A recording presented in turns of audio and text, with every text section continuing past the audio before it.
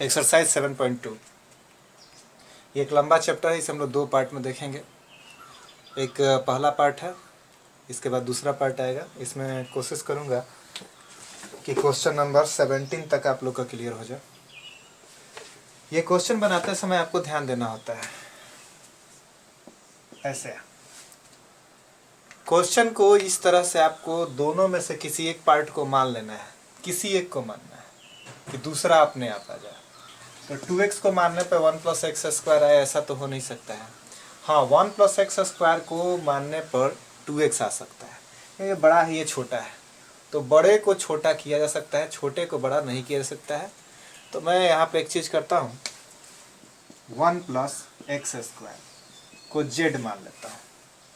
z कभी भी आपको बड़े वाले को ही मानना है, बड़े वाले को ही मानना होगा। अब जिसको आपने माना है उसे आप डिफरेंशिएशन कर दीजिए। ऐसा क्यों करना है? क्योंकि बड़े वाले को छोटे वाले के फॉर्म में ला देना है। तो मैंने यहाँ पे कर दिया dz/dx, और ये आपका x² का डिफरेंशिएशन 2x, 1 का तो 0 हो जाता है। अब ये 2x में ये dx आके गुणा हो जाएगा, यहाँ पे हो गया dz।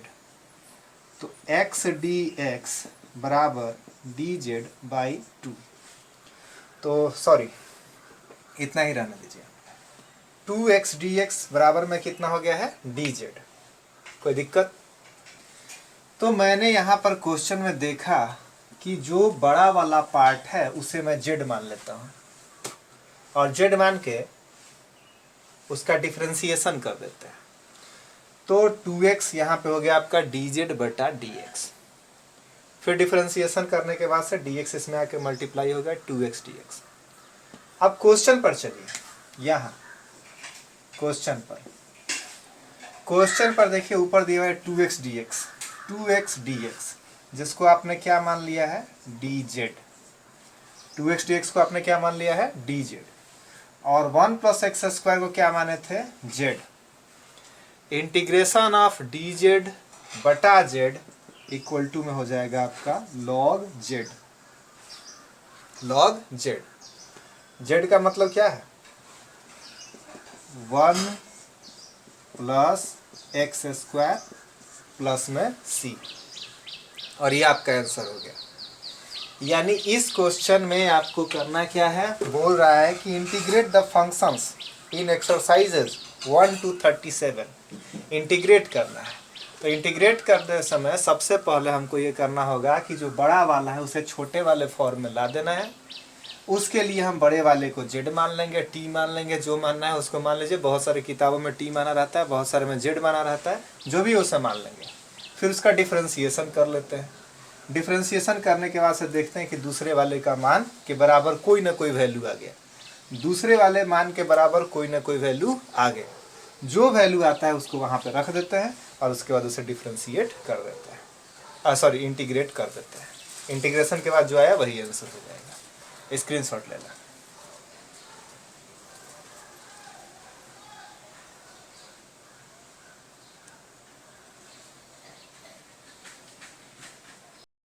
क्वेश्चन नंबर 2 में ध्यान दीजिएगा।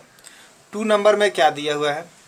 इसमें बड़ा कौन है? log x देखने में बड़ा लग रहा है ना, जो भारी है उसी को हल्का करना है। log x को मैं मान लूंगा, log x को मैं मान लेता हूँ z, और अब इसका डिफरेंशिएशन।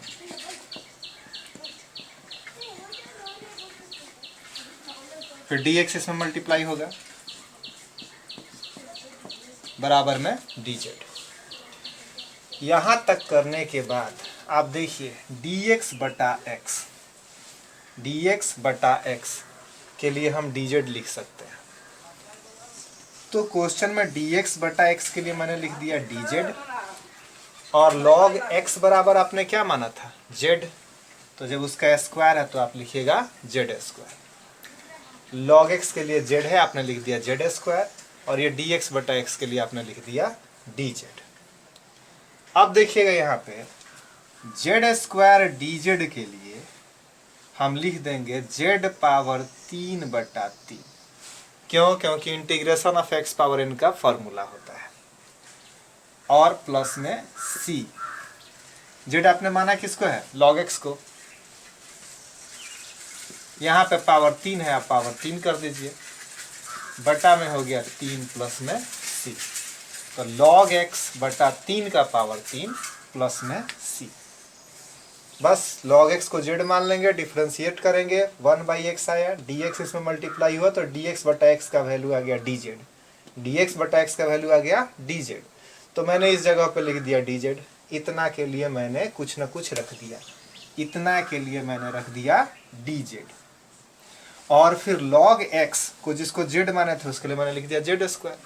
फिर फार्मूला यहाँ पे लगा दिया z पावर 3 बटा 3 प्लस में c, सवाल बन गया। अब आप इसे स्क्रीनशॉट ले लें।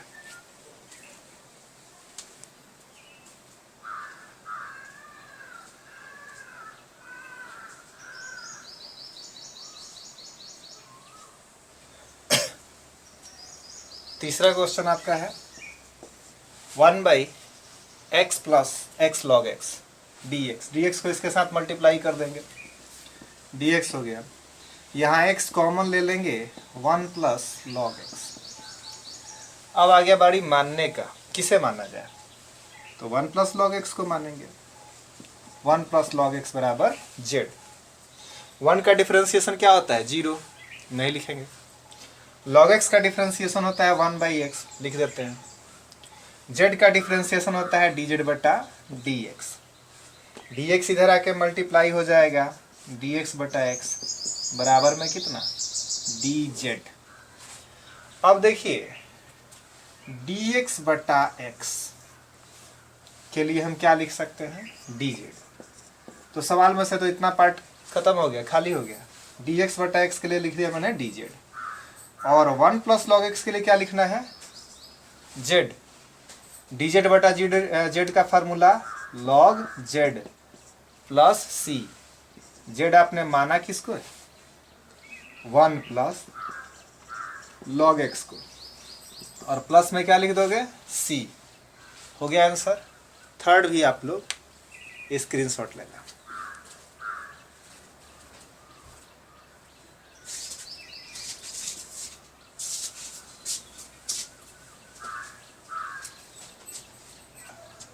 इसे थोड़ा तेजी में बनाया जाए। cos x को मान लेते हैं z, डिफरेंशिएशन करने पर dz बटा dx माइनस में sin x, फिर यहाँ पे आप लिख सकते हैं माइनस में sin x dx बराबर में dz। अब क्वेश्चन पर ध्यान दीजिए, sin x dx, sin x dx के लिए आप लिख सकते हैं dz, क्योंकि इतना के लिए सीधे आपको dz मान लेना है, एक बड़े क्वेश्चन को छोटा रूप दे देना है।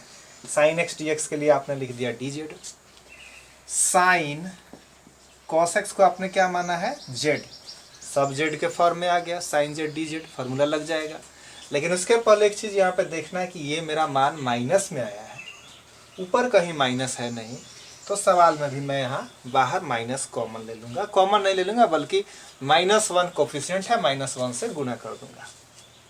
अब साइन जेड का इंटीग्रेशन क्या होता है, माइनस में cos Z, minus minus plus cos Z, और कॉस जेड का मतलब, जेड मतलब क्या, कॉस एक्स, तो यहाँ पे आप लिख सकते हैं कॉस एक्स प्लस सी, ये आपका आंसर हो गया।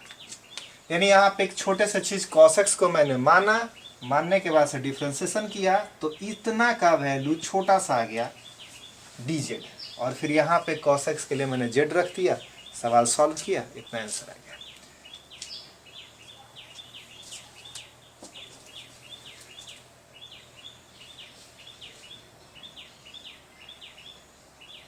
क्वेश्चन है आप लोग का, क्वेश्चन नंबर 5 है।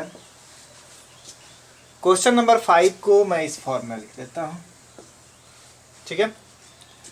अब यहाँ पे एक बात ध्यान देने वाला होता है, ध्यान देने वाली बात यह है कि एक फार्मूला पर भी आता है sin x into cos x में अगर मैं 2 से गुना कर दूँ तो 2 sin x into cos x हो जाएगा, sorry 2 sin x into cos x का फार्मूला sin 2x हो जाएगा, sin 2x। तो यहाँ पर भी मैं 2 से गुणा कर देता हूँ, 2 से गुणा करिएगा तो आपको 2 से भाग भी देना पड़ेगा, लेकिन इसके साथ साथ सवाल का छोटा रूप जब आप लाते हैं तो इसे साइन 2ax प्लस बी लिखना पड़ेगा। 2 sine x into cos x का फार्मूला होता है साइन 2x, इसलिए मैंने ऐसा लिख दिया। अब जब मैं इसे इंटीग्रेट करता हूं तो इसे लिखना पड़ेगा minus cos 2ax plus B बटा में 2a। पहले एक्सरसाइज में जो मैंने इंस्पेक्टिंग मेथड से निरीक्षण विधि से बताया था उसमें मैंने इसके बारे में आपको क्लियर किया था, इस चलते मैं ऐसा लिख दिया। 2 और 2 का गुणा हो जाएगा 4a माइनस का चिन्ह ऊपर और आप यहाँ पे लिख देंगे cos 2ax प्लस बी और प्लस में आप लिखेंगे यहाँ पे c। ये आपका 5वां नंबर क्वेश्चन है।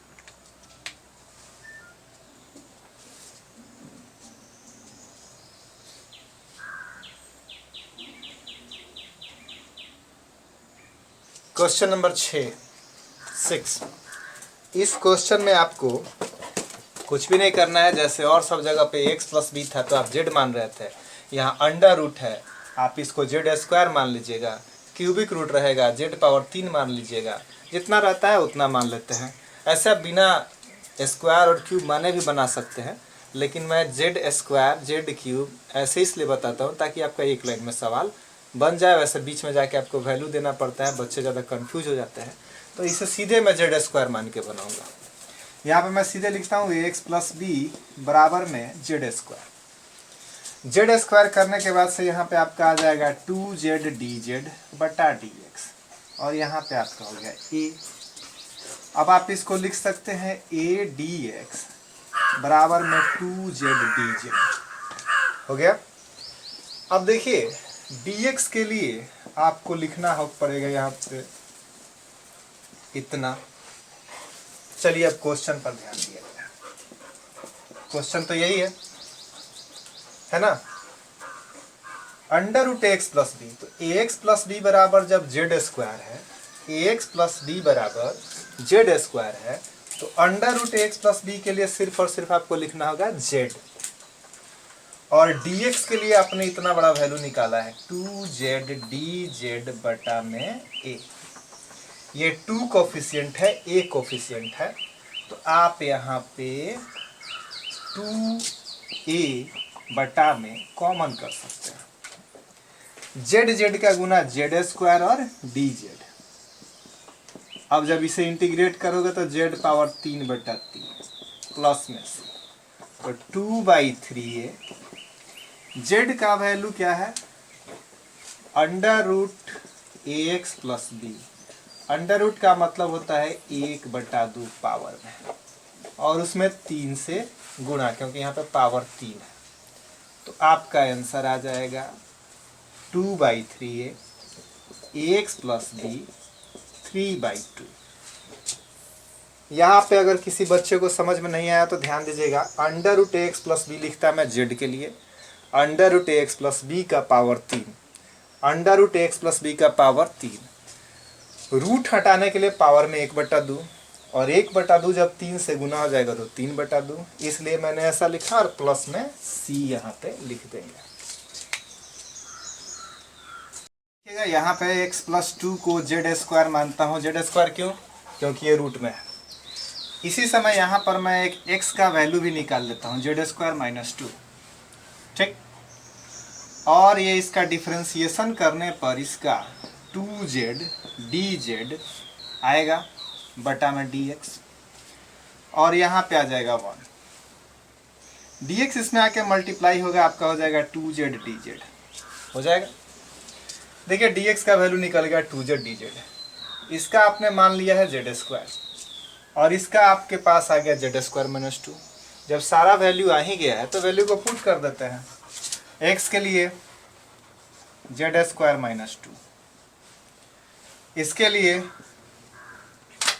z, क्योंकि जब x प्लस 2 को z स्क्वायर है तो रूट में सिर्फ उसे z लिखेंगे, और dx के लिए आपको लिखना होगा 2z dz। मल्टीप्लाई करो, 2z और z का गुना 2z स्क्वायर डी जेड। और अब आप इसे गुणा करें 2z² का z² से 2z⁴ और इसका हो गया आपका 2 और z²। यहाँ पे हो गया आपका dz। इंटीग्रेट करना है, 2 बाहर निकल जाएगा, z⁵ (5/5), 4 बाहर निकल जाएगा, z⁻³ प्लस में c। z का मान क्या है? x+2। और एक और बात, पावर में 5 है, यहाँ पावर में 1/2 है, तो 5/2 हो जाएगा। 4/3, यहाँ पावर 3 है, यहाँ पावर 1/2 है, तो x+2 का पावर 3/2 प्लस में c हो गया। स्क्रीनशॉट लें।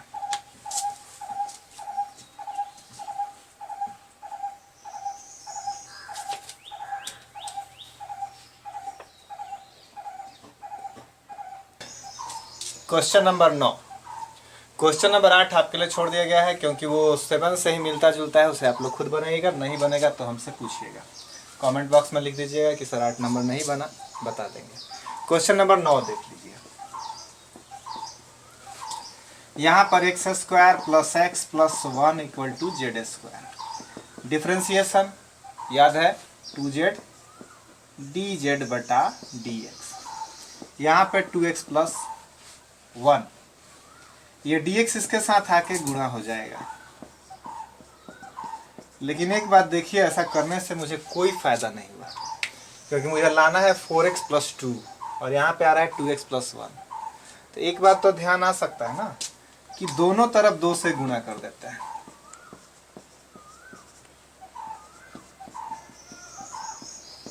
अब देखिए आ गया, 4x + 2 और dx के लिए लिख देना है 4z dz। और इसको तो मैंने z माना ही है क्योंकि जब इस x² + x + 1 = z² है तो रूट में सिर्फ z होगा, मैंने लिख दिया z। और यहाँ हो गया 4z dz, गुना करने पर हो जाएगा 4z² dz। 4 बाहर निकाल लो, इसके लिए z⁻³ प्लस c। z का वैल्यू आप खुद लगा दीजिएगा, क्या लिखेंगे? 4/3 x² + x + 1 का पावर 3/2 प्लस में c। स्क्रीनशॉट लेना।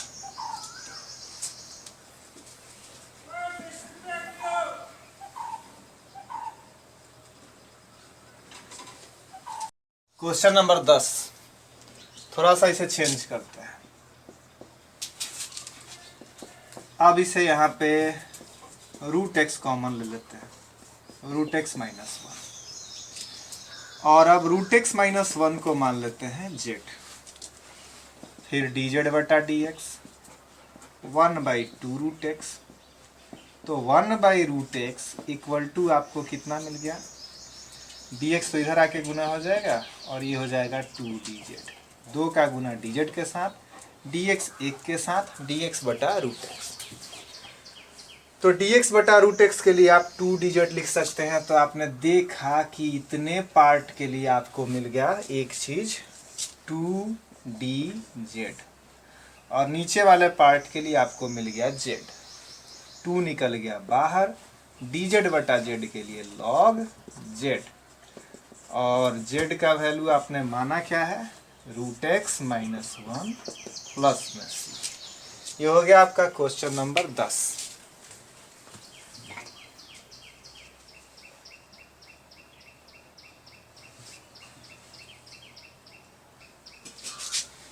ग्यारह नंबर क्वेश्चन, x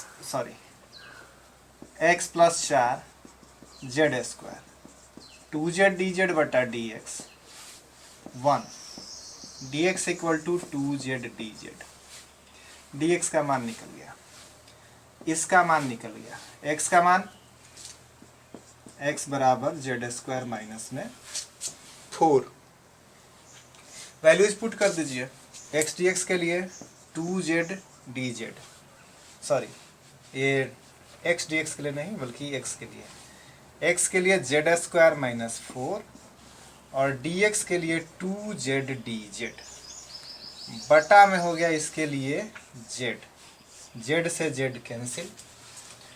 2 जो है कोफिशिएंट है, बाहर निकाल देंगे। यहाँ बच गया आपका जेड स्क्वायर माइनस 4 dz। और इसके आगे आप लोग आसानी से कर सकते हैं सवाल, z पावर 3/3 माइनस में 4z वैल्यू रख के प्लस में c कर दीजिएगा। हो जाएगा 2z के लिए x प्लस 4 का पावर 3/2 और यहाँ पे z के लिए x प्लस 4 का पावर 1/2 वैल्यू आप z का पुट कर लीजिएगा।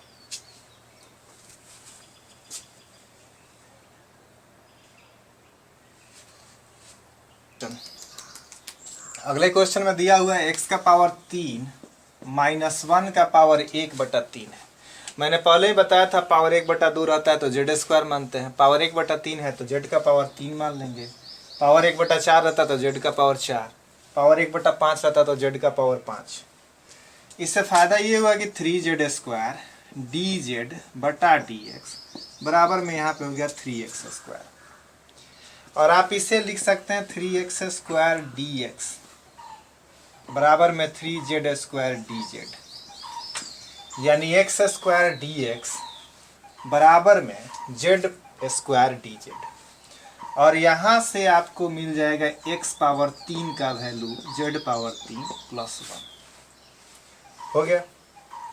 अब सवाल देखिए, x पावर 3 माइनस 1 का पावर 1/3, इसको तोड़ना है। x पावर 5 को 2 टुकड़ा में, x पावर 3 और x पावर 2 dx, 3 और 2 जोड़ने पर 5 हो जाएगा, इसीलिए मैंने तोड़ दिया। अब देखो x पावर 3 माइनस 1 के लिए पावर में 1/3 है तो सीधे z लिख देंगे, x पावर 3 के लिए z पावर 3 प्लस 1 लिख देंगे और x स्क्वायर dx के लिए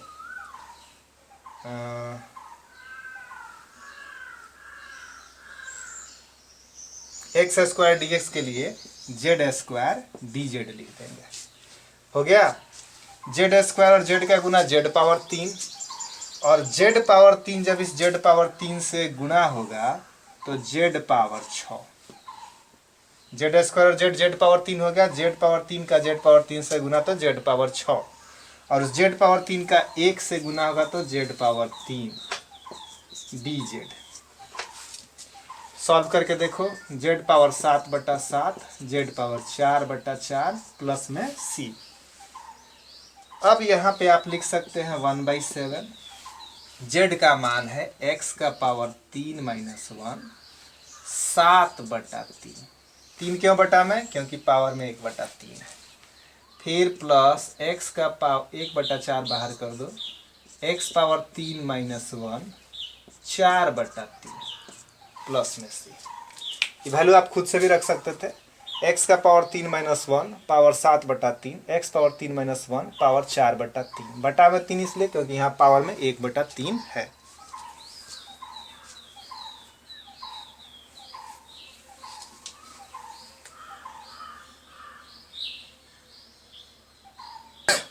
तेरह नंबर का सिर्फ हिंट देने जा रहा हूँ। 2 + 3x पावर 3 के लिए z मान लीजिए तो यहाँ पे हो जाएगा आपका dz बटा dx, ये 0 हो गया, ये 3 का 3 से गुना 9x स्क्वायर, तो 9x स्क्वायर dx बराबर में dz, x स्क्वायर dx बराबर में हो गया dz बटा 9। वैल्यूज ऊपर पुट कर दीजिए। x स्क्वायर dx के लिए आपको लिखना पड़ेगा dz बटा में जो 9 है वो कोफिशिएंट है, बाहर निकल जाएगा। इसके लिए आपको लिखना पड़ेगा z पावर 3, तो अब आप इसे लिख सकते हैं z का पावर -3 dz। इसके आगे आप खुद बनाइएगा, मैंने बोला था कि हिंट दे रहा हूँ, इसके आगे खुद बनाएंगे। वैसे भी क्या 1/9 z का पावर -2 बटा -2 हो जाएगा। अब उसके बाद से माइनस का चिन्ह इधर ला कर 9 दूना 18, z का वैल्यू रख देंगे।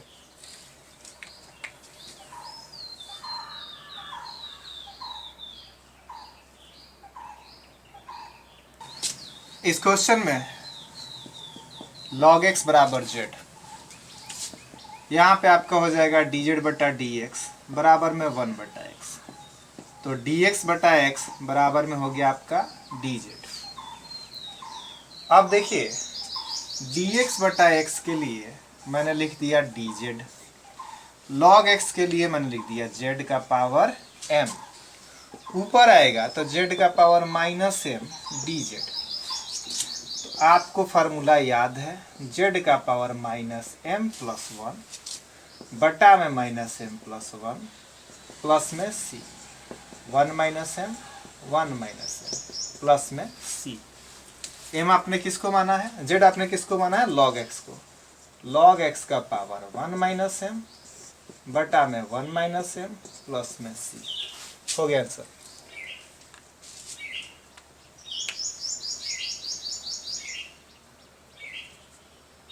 Question number 15, 9 minus 4x square को z मान लीजिए। डी जेड बटा डी एक्स माइनस में 8x। कैसे, 9 का डिफ्रेंसिएशन 0, 4x स्क्वायर का डिफ्रेंसिएशन 2 आगे आके गुना होगा 8 और 2 में से 1 घट जाएगा 1।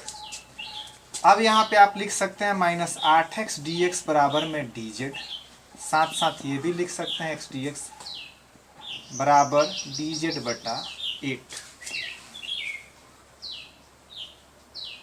अब क्वेश्चन में आ जाइए, x डी एक्स के लिए माइनस का चिन्ह बाहर कर देते हैं, डी जेड बटा 8 और इसके लिए माने हैं जेड, जेड लिख दीजिए माइनस 1/8 लॉग जेड और जेड का वैल्यू पुट कर देंगे, सवाल आपका बन गया।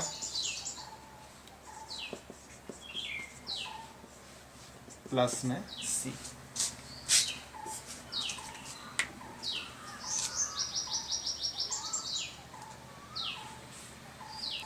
सोलह नंबर क्वेश्चन, 2x प्लस 3 को z मान लो, डी जेड बटा डी एक्स यहाँ पे हो गया 2 2dx इक्वल टू में हो गया डी जेड। अब जब इतना हो गया तो वैल्यूज को ऊपर रख दिया जाए, सॉरी dx बराबर डी जेड बटा 2 है, 2 लिख लो।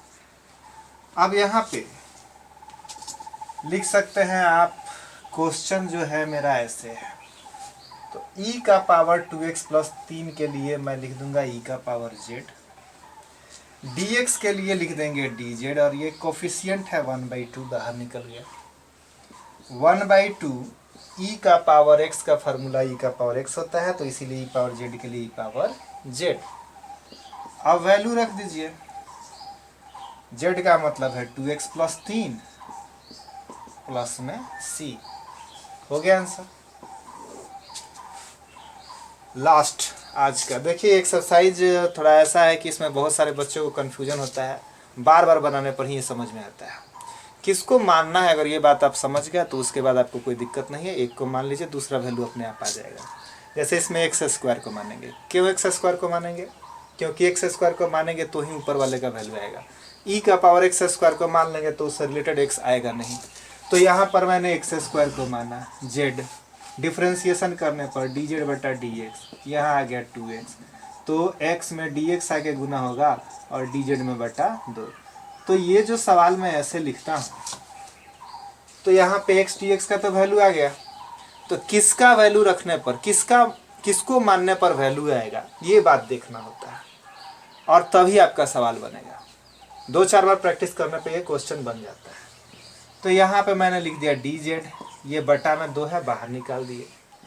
e के पावर एक्स स्क्वायर के लिए e का पावर z, नीचे से ऊपर गया तो e का power minus Z D Z हो जाएगा।